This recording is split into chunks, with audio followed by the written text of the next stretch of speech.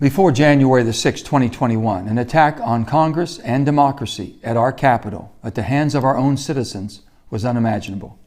In the 240 plus years of our great nation's history, we have never seen an attack of this nature. Not even during our nation's horrific Civil War did this happen. This was our chance to have a bipartisan commission that would allow for an impartial investigation into the events of that horrific day so that we are better able to prevent another attack on our nation. Let me be clear. Democratic leadership in both the House and the Senate accepted the proposed changes from Republicans because a commission of this nature must be bipartisan to be successful.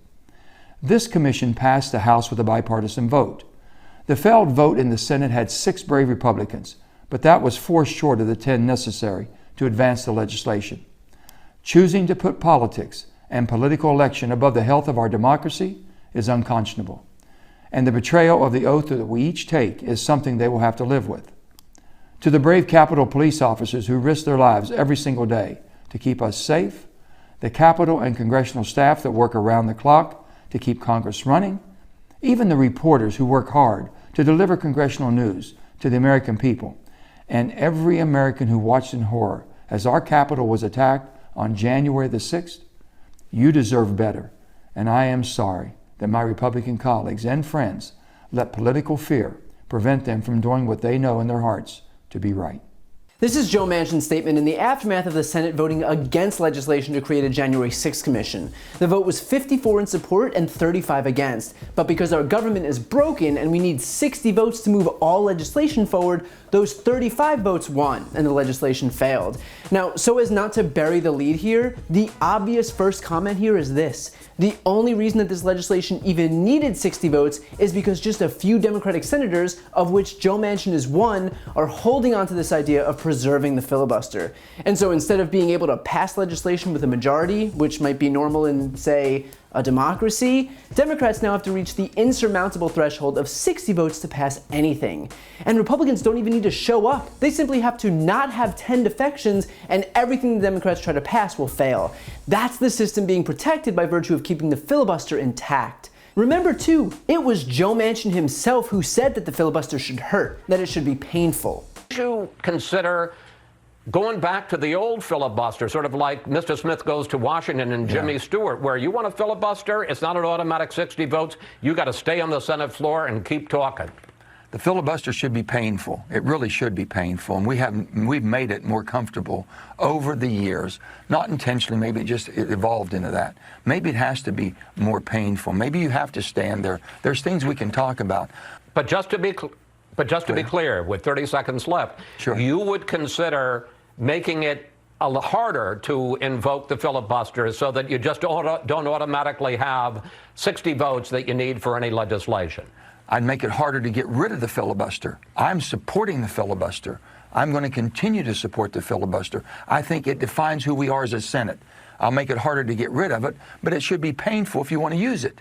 You should make sure the place works to where, okay, I want to work with you. How can we do this? How do we move forward? My Republican friends are my friends. They're not my enemies. And my Democrats is my colleagues. They're not my enemy either. That's my caucus. Together, we've got to make this place work, and it should be harder to invoke pain. It should be painful for us. Don't make it painful for the other side. Where is that guy? Because with this vote, there sure as hell wasn't any pain. 11 senators didn't even show up. Only 35 voted against it, and still they won. How did that hurt for the minority party? Where did they exact even an ounce of pain in this entire process? And look, it was Joe Manchin who suggested a possible return to the talking filibuster. Why not now? Because as it stands, the entire Senate is on recess for a holiday weekend now. They didn't even have a moment of delay on their weekend plans. They didn't even miss Friday dinner. Of course Republicans are going to block everything because there is no reason not to. There's no downside. They get the benefit of blocking the Democrats' entire agenda, which they'll use to attack the Democrats as ineffective on the campaign trail in 2022, and they don't suffer an ounce of inconvenience in their own lives. It's a win-win for them. The only thing worse is that certain Democratic senators are then allowing it. Now, as for Manchin's actual complaint at hand here,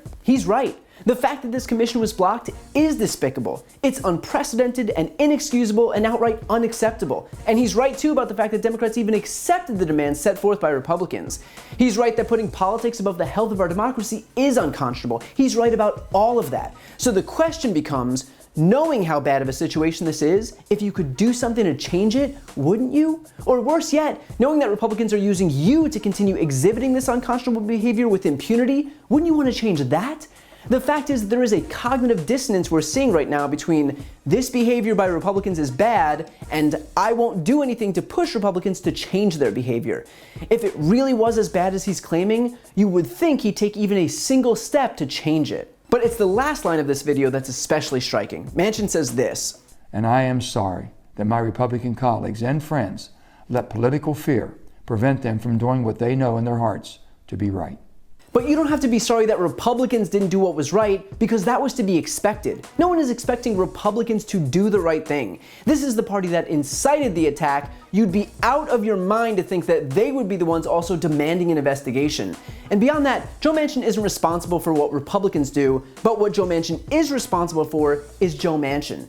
And it's his conscious decision to continue protecting the filibuster that's giving permission to Republicans to act like this. Why? Because there are no consequences. Because the only consequence is a video like this one that Joe Manchin just recorded, which I can promise you that the collective Republican Party will lose exactly 0 minutes of sleep over.